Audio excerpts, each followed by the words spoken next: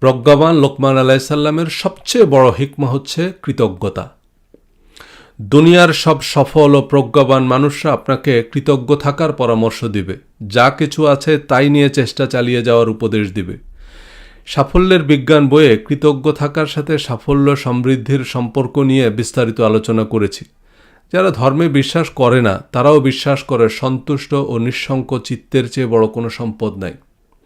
কৃতজ্ঞতা হচ্ছে আমাদের যা আছে তার হিসেব করা, আর অকৃতজ্ঞতা হচ্ছে কি নাই তার অভিযোগ করা।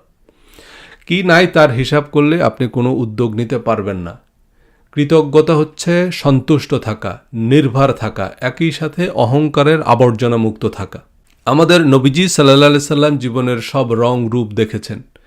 ঘৃণা, ভালোবাসা, সম্মান, অভাব, দারিদ্র্য, প্রাচুর্য, সর্বাবস্থায় তিনি ছিলেন ধৈর্যশীল, কৃতজ্ঞ, সন্তুষ্ট, নিঃশঙ্ক। তিনি বিজয়ী আত্মহারা হননি, বিপদে বিচলিত হননি। হযরত লোকমান আলাইহিস সালামকে আল্লাহ প্রজ্ঞা দিয়েছেন। তো এই প্রজ্ঞাবান মানুষ কি করলেন? তিনি তার ছেলেকে কিছু উপদেশ দিয়েছেন।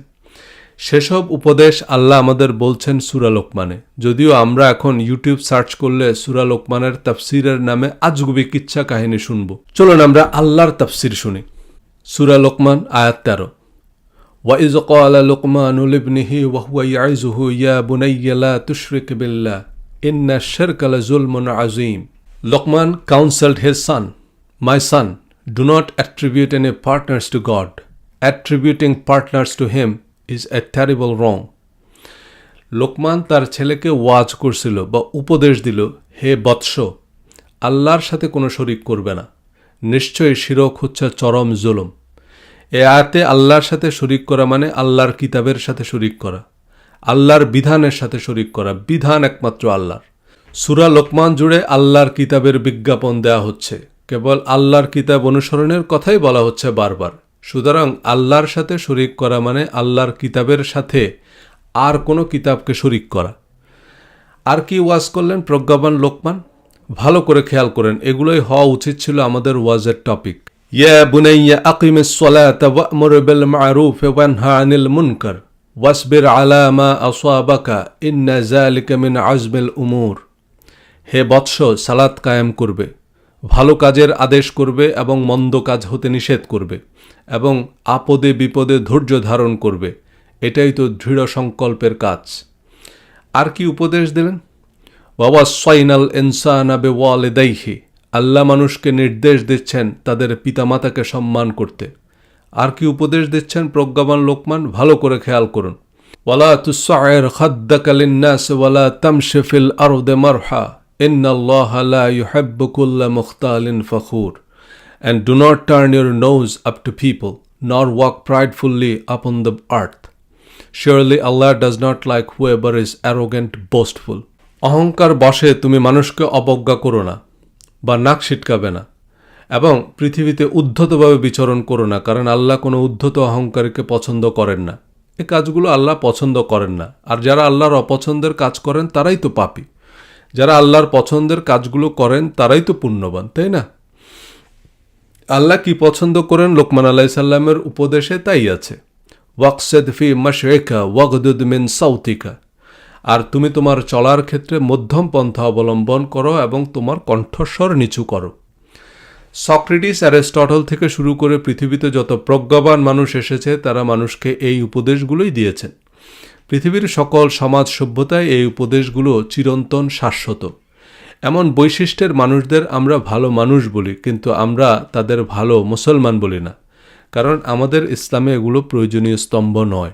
সালাত কায়েম করা মানে কোরআন কায়েম করা। সালাতে কোরআন পড়ে শোনানো হয় যাতে মানুষ কোরআন অনুযায়ী চলে। সালাতে হাদিস, তাফসির, আজব দুনিয়া, আজব কাহিনী পড়ে শোনানো হয় না।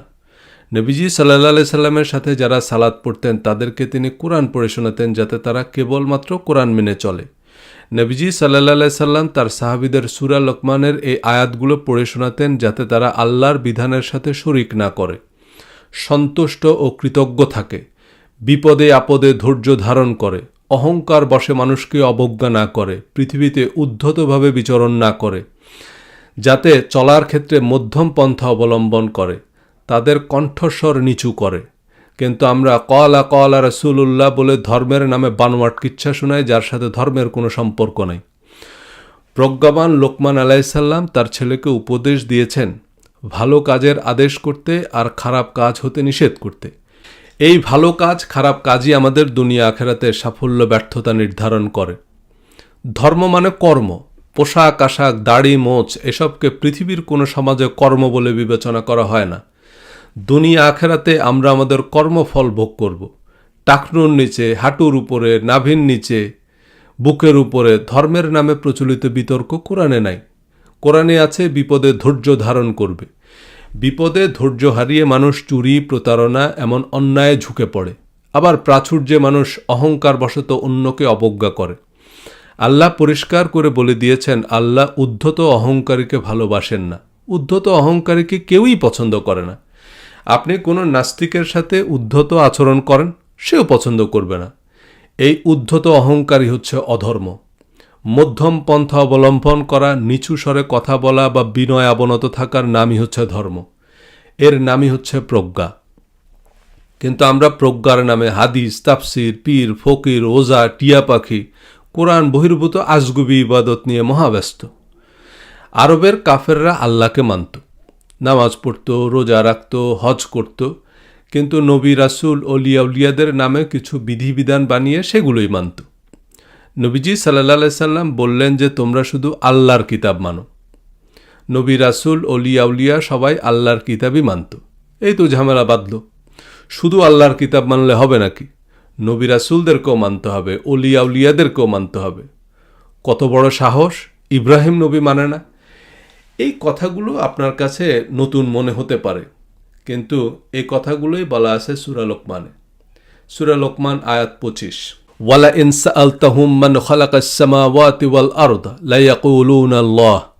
আর যদি আপনি তাদেরকে অর্থাৎ মক্কার কাফেরদেরকে জিজ্ঞেস করেন আসমানসমূহ এবং জমিন কে সৃষ্টি করেছেন, তারা অবশ্যই বলবে আল্লাহ। অর্থাৎ তারা আল্লাহকে মানত। সমস্যা হচ্ছে তারা আল্লাহ যা নাজিল করেছে শুধু তা মানতে নারাজ। সূরা লোকমান আয়াত 21। وَإِذَا قِيلَ لَهُمُ اتَّبِعُوا مَا أَنزَلَ اللَّهُ قَالُوا بَلْ نَتَّبِعُ مَا وَجَدْنَا عَلَيْهِ آبَاءَنَا أَوَلَوْ كَانَ الشَّيْطَانُ يَدْعُوهُمْ إِلَى عَذَابِ السَّعِيرِ। আর তাদেরকে যখন বলা হয় আল্লাহ যা নাজিল করেছেন তোমরা তার অনুসরণ করো, তারা বলে বরং আমরা আমাদের পিতৃপুরুষদেরকে যাতে পেয়েছি তারই অনুসরণ করব। শয়তান যদি তাদেরকে জ্বলন্ত আগুনের দিকে ডাকে, তবুও কি তারা পিতৃপুরুষদের অনুসরণ করবে? আল্লাহ যা নাজিল করেছেন তার বিপরীতে পিতৃপুরুষদের অনুসরণ যে শয়তানের অনুসরণ, তা এই আয়াত থেকে বেশ পরিষ্কার। কোরআনের কথা বললে আমরা হাদিসের পক্ষ নেই, হাদিসের কথা বললে মাযহাবের পক্ষ নেই, মাযহাবের কথা বললে ওলিয়া উলিয়াদের কথাও মানতে হবে। আসলে কোরআন, হাদিস, ওলিয়া উলিয়া কিছুই আমরা মানি না। আমরা বাপদাদাদের যা করতে দেখেছি তাই করি।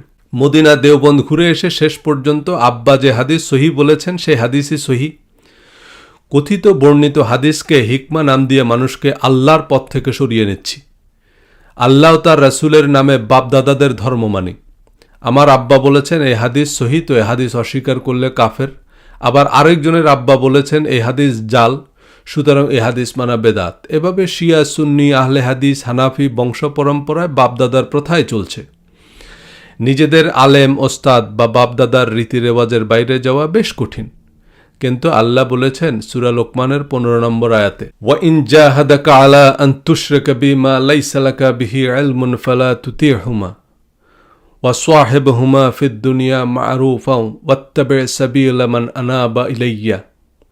তোমার মাতা-পিতা যদি তোমাকে পীড়াপিড়ি করে আমার সাথে শরীক করতে, যে বিষয়ে তোমার কোনো জ্ঞান নেই, তাহলে তুমি তাদের কথা মানবে না। তবে পৃথিবীতে তাদের সাথে বসবাস করবে সৎভাবে এবং যে বিশুদ্ধ চিত্তে আমার অভিমুখী হয়েছে তার পথ অবলম্বন করো। যে কথা আল্লাহর কিতাবে নাই সে সম্পর্কে আমাদের কোনো জ্ঞান নেই। অর্থাৎ সেসব কথা নবীজি বলেছেন এমনটা আমরা জানি না। সেসব কোরআন বহির্ভূত বিধিবিধান মানতে পীড়াপিড়ি করলে পিতামাতার কথাও মানতে নিষেধ করেছেন। যে বিশুদ্ধ চিত্তে আল্লাহর পথ তথা কোরআন অভিমুখী হয়েছে তার অনুসরণ করাই প্রজ্ঞা। হাদিস গ্রন্থে নবীজির কথা কাজ অনুমোদনের বিবরণ আছে। তাতে নবীজি সাল্লাল্লাহু আলাইহি সাল্লামের প্রজ্ঞাময় উপদেশ আছে। কিন্তু হিকমার নামে হাদিসকে কোরআনের সমকক্ষ ধর্মীয় বিধান বানানো শিরক। কোরআনে থাকা আর হাদিসে থাকা একই কথা, বা হাদিসও কোরআনের মতোই ওহী, এমন কথা কোনো হাদিসের কিতাবেও নাই। প্রসিদ্ধ হাদিস গ্রন্থেও কেবল কোরআনেরই বিজ্ঞাপন। নবীজি সাল্লাল্লাহু আলাইহি সাল্লাম কেবল কোরআন অনুসরণ করতে বলেছেন। হাদিস অনুযায়ীও হাদিসকে কোরআনের মানদণ্ডে যাচাই করে চর্চা করতে হবে, অর্থাৎ কোরআনে না থাকলে হাদিসের ভিত্তিতে কোনো শর্ত আরোপ করা যাবে না, কারণ নবীজির বক্তব্যকে সত্যায়নের হাদিস শাস্ত্রীয় পদ্ধতি অবৈজ্ঞানিক, অবাস্তব, অসম্পূর্ণ এবং অনইসলামিক। কেন অবৈজ্ঞানিক, কেন অবাস্তব, কেন অসম্পূর্ণ এবং কেন অনইসলামিক? নবীর প্রজ্ঞা বইয়ে হাদিস সত্যায়নের পদ্ধতি অধ্যায়ে আলোচনা করেছি। আমরা বিভিন্ন ওয়াজে নবী, রাসূল, সাহাবী, তাবী, অলিয়া উলিয়াদের যেসব মুখরোচক গল্প শুনি, এগুলোর বেশিরভাগ হাদিস তো দূরের কথা, প্রসিদ্ধ তাফসির, সিরাত ও নির্ভরযোগ্য ইতিহাসের বইও নেই। বিভিন্ন পুঁথি, গ্রাম্য লোকগাথা, বানোয়াট কিচ্ছা কাহিনী, ইসপের গল্পে বিখ্যাত নবী, রাসূল, সাহাবী, তাবী, অলিয়া উলিয়াদের নাম লাগিয়ে সেসবকে ধর্মের মোড়কে বাজারজাত করা হচ্ছে। ইসপের গল্পে কোনো সমস্যা নাই যতক্ষণ সেটা একটা গল্প এবং তাতে একটা ভালো উপদেশ থাকে, কিন্তু সেটাকে ধর্ম বানিয়ে যখন মানুষের জীবন দুর্বিষহ করে তোলা হয়, তখন সে ধর্ম আর জীবন বিধান থাকে না, মরণ ব্যাধি হয়ে দাঁড়ায়। তাই সব কিছুর আগে মূল ধর্মগ্রন্থ কোরআন বুঝে পড়ুন, তারপর প্রসিদ্ধ হাদিস, সিরাত, ইসলামের ইতিহাস সবই পড়ুন। যিনি কোরআন বুঝে পড়েছেন তিনি রবীন্দ্রনাথ পড়েও সমৃদ্ধ হবেন, আর যিনি কোরআন পড়েননি সে বেলায় বেলায় গোমরা হবে, কারণ সে গলায় কলসি আটকে যাওয়া চিতাভাগের মতো দিগ্ভ্রান্ত, আতঙ্কিত এবং অসহায়। সে কাউকে বিশ্বাস করতে পারে না, কথায় কথায় তার ঈমান নষ্ট হয়। কেউ তাকে সাহায্য করতে আসলেও সে সন্দেহ করে, আক্রমণ করে। আর যারা আল্লাহর অনুমোদিত অফিসিয়াল জিপিএস কিতাবুল হাকিম বা প্রজ্ঞাময় কিতাব অনুসরণ করে তারাই অনুগ্রহপ্রাপ্ত ও প্রজ্ঞাবান। এই রমজানে আল্লাহর কিতাব পড়ুন বুঝে বুঝে। ধন্যবাদ।